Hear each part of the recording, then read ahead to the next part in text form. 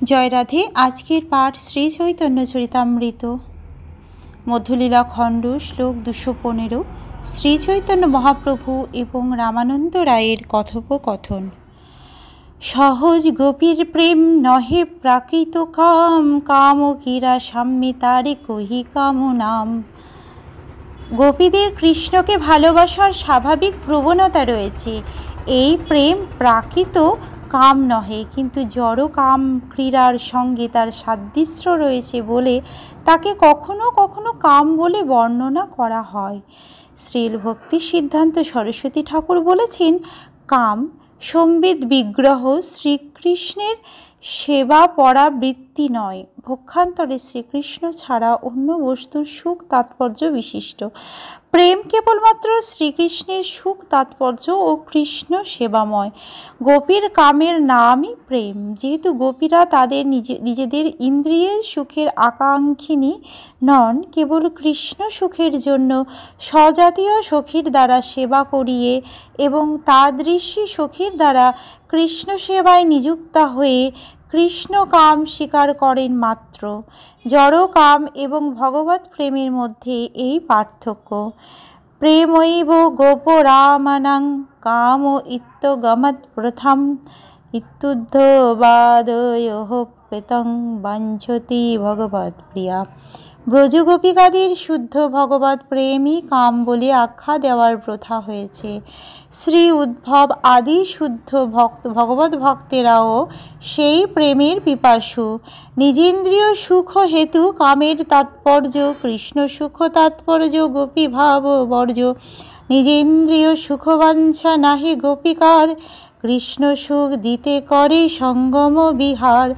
নিজের ইন্দ্রিয়ের সুখ সম্পাদন কামের তাৎপর্য, কিন্তু গোপিকাদের মনোভাব সেরকম ছিল না। তাদের একমাত্র বাসনা ছিল শ্রীকৃষ্ণের ইন্দ্রিয়ের তৃপ্তি সাধন করা। নিজেদের ইন্দ্রিয় সুখ ভোগের কোনো রকম বাসনা গোপিকাদের ছিল না। কেবলমাত্র শ্রীকৃষ্ণকে আনন্দ দেওয়ার জন্য তারা তাঁর সঙ্গে সঙ্গম এবং বিহার করেছিলেন। যত্তেষু যত চরণাম্বুরুহং স্তনেষু ভীতাসনেই প্রিয় দধিমহি কর্কশেষু, তেনাট বিমটসি তদ্দধতে ন কিংবিৎস্তিম কূর্পাদিভিভ্রমতি ধীর্ববদায়ুষং ন। হে প্রিয়, তোমার সুকমল চরণ কমল আহত হবে এ আশঙ্কায় তা আমরা আমাদের কঠিন স্তনে অত্যন্ত সন্তর্পণে ধারণ করি। তুমি আমাদের জীবন স্বরূপ, তাই বনভ্রমণের সময় পাথরকুচির আঘাতে তোমার সুকমল চরণ কমল আহত হতে পারে, এই আশঙ্কায় আমাদের চিত্ত উৎকণ্ঠিত হচ্ছে।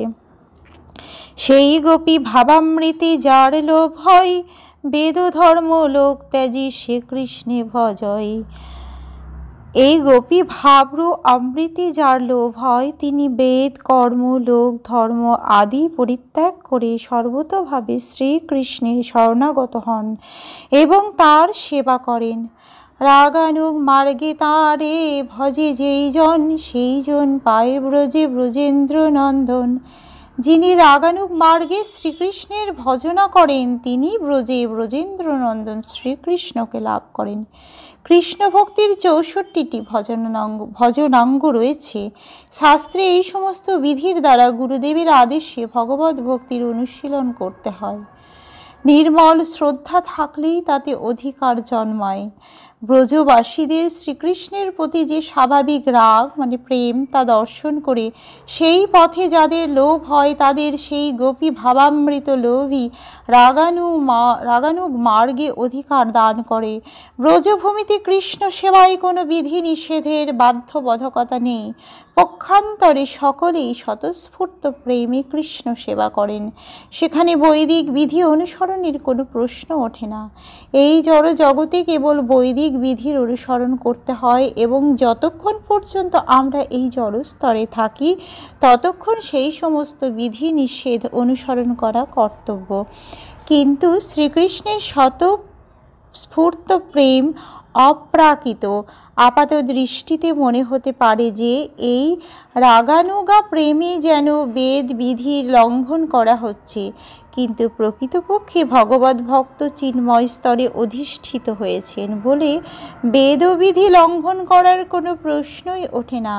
এইভাবে এই সেবাকে বলা হয় গুণাতীত বা নির্গুণ, কেননা তা জড় প্রকৃতির তিনটি গুণের দ্বারা কলুষিত নয়।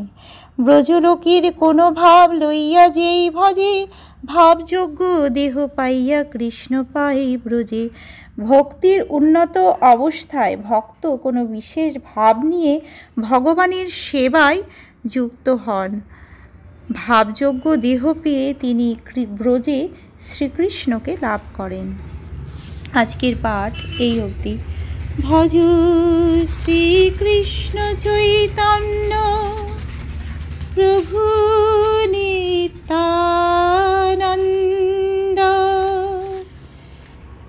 শ্রী অদ্বৈত গদাধর,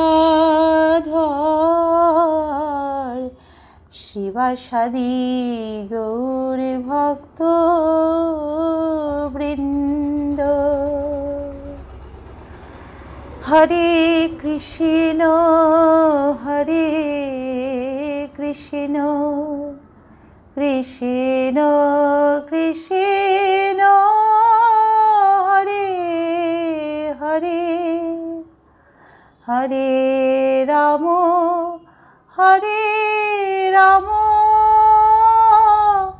রাম রাম হরে হরে।